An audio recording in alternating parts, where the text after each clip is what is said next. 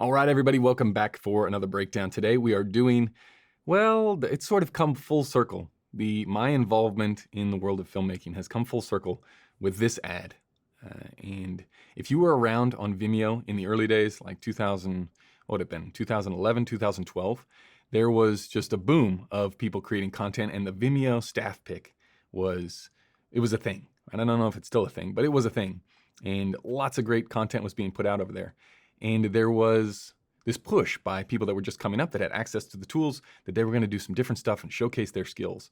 And this style of commercial, I don't know where it started. I can't remember the first one that I saw, but this ad in the Super Bowl is basically the greatest spec ad of all time, or the biggest spec ad budget I've ever seen. This is how you do spec stuff.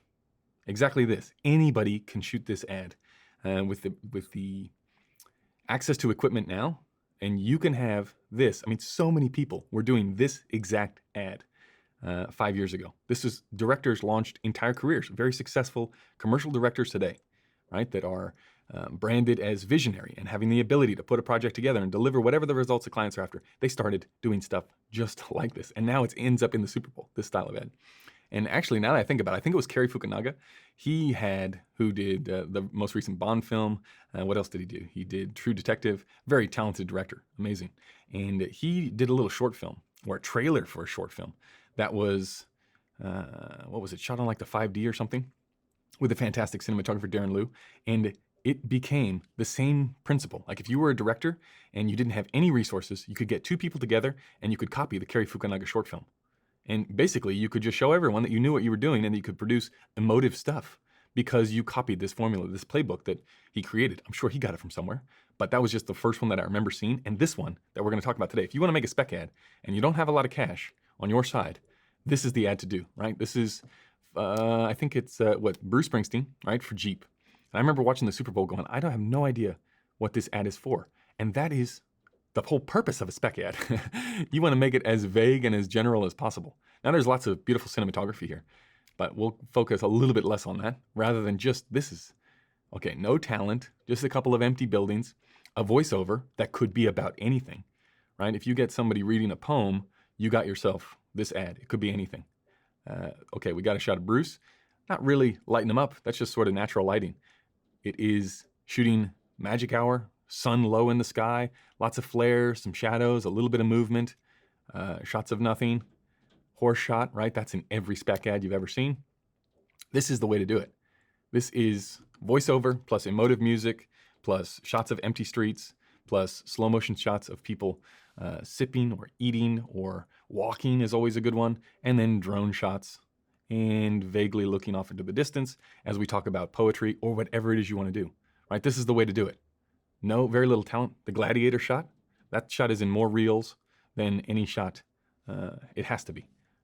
Okay, we do a little silhouette, back to more drone. You get where this is going, right? It's not really, this one is not, and it ends up being for Jeep. I thought it was for Heineken. The whole time I was like, oh, this is going to be Heineken, or it's going to be some sort of booze thing. Like your spec ad, at least if you're doing it for cinematography purposes, right? If you're a director, okay, you have to show off skills. If you're doing a cinematography spec ad, you just want to show people that you can create pretty pictures. And this is pretty pictures on a zero, it's not like we need an 18K for any of this stuff. You just have to time it right. You get a little bit of movement and you're laughing, right? Sun in the right spot, sun low in the sky, interesting compositions. It's beautifully done. But if you're looking to add stuff to your reel, or if you're looking to see what you can produce all on your own without any help or talent or lights or anything, just understanding the principles of what makes up a great image, you still need to know what makes, like, all of these things are still backlit, there's still movement, there's still composition in the frames. It's beautifully done. Don't get me wrong. I'm just saying, if you're interested in spec, this is the type of thing. When I'm thinking spec commercial in my mind, that is achievable on almost any budget, right? Almost nothing to get this done if you have access to the tools. Then this is really where to look, right? I mean, it is, okay, a little drone shot, maybe you get a little Inspire out, and you get your friend to look off into the distance. There's nothing crazy special about this. It's just really shallow depth of field. It feels like, like from that 2014 period on Vimeo, where young directors were just trying to get things together. It's like, can we get somebody looking off into the distance? And what is the easiest audio you're going to get on set? It's going to be a voiceover, so you don't have any audio on set, so you don't need it. You mix it with a little sound design, and you yourself have a fantastic ad. And again, you could have this, like at the end, if a logo popped up for scented candles, you'd be like, yeah, scented candles. Or if it popped up for beer, you'd be like, I do feel like beer, right? Magic hour shots, just an interesting way. I mean, obviously, we have to make this look nice. So if you don't have the skills, or if you don't have the ideas of how to do the good stuff, you're going to be in trouble, right? What makes this good? You've got the road coming down this way. You've got our little mountain here, which provides the shadow, which creates the contrast, which is the point of difference, right? That's what makes these things great. But other than that, same here, right? Okay, really shallow depth of field. We got the anamorphic look, the fall off of the light. I mean, you could do this. This looks like just natural sun, right? You can do the exact same thing. You just have to get this light in the right spot. If you don't know that bit, well then, there's no point going out and doing a spec if it's going to look horrendous. You still have to put into practice the things that we talk about on the channel. So here, but it's not difficult. You just have to know what those things are and then be able to regurgitate them when you're on set, when the pressure is on. But in an environment like this, I mean, you set up the camera, you plunk it next to you. You don't have any actor friends around. It's like, well, I'll rub my hands together, get a little dirt, maybe blow on it, right? Get a diopter shot of you blowing on the dirt. And then all of a sudden you're Russell Crowe in the arena. And you can do your own little silhouette here, walking in, and shears, little gap in the window. That just so happens to be the light that is hitting him, which it's also hitting his cheek. Now this is, let's see. Oh man, I didn't get it first try. I thought I was going to. Come on, yes. These levels here. Now this is gonna be the tricky bit, right? It still takes a lot of skill. You don't wanna crunch anything, right? You wanna open up the shadows, make everything feel like it's in that toe part of the image, right? Keep it nice, down, low. Use the shears to create that point of difference. But even that, it's like, this is the same there. This is okay. So this is pretty much the only lighting in the entire ad. Comes from a little 4x4 piece of poly, just camera right here. And as the sun pops up, let's see if we roll it back a little bit. And let's see, does he look up? Right there. See that little dot in his eyeballs? Let's go big full screen. Oh, not again. Yeah, see this little dot in his eyeballs? It's just a little bounce that's just over here, right? Like very minimal.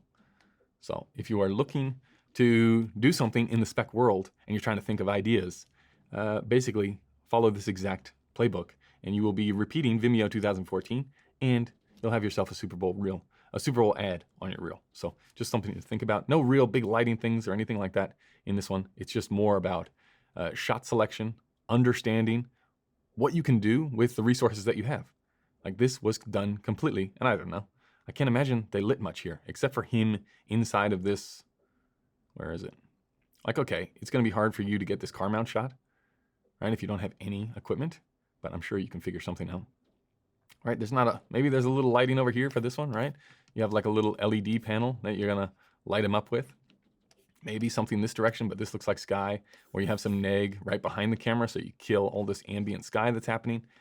But there's not, right? Like when I talk about spec, which I do all the time on the podcast, because it's always a question from cinematographers to come up. It's like, what do I need to do to show people that I have the skills necessary to hire me? Well, you got to do spec stuff. You got to shoot stuff on your own. You can call it spec. If it's for commercials, you can call it a short film if it's for narrative. But you're trying to get good-looking stuff. And it's hard to get good-looking stuff that's like a Blade Runner-esque movie because you need all those resources. Here, they've just shown you the playbook for getting good-looking images without a lot of resources. You can still get this style, which is so popular now, sitting everything in the toe, keeping it nice and shapely and dark and moody and down.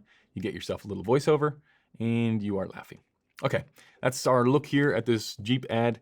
Hopefully you got something out of it, and we will see you in the next one.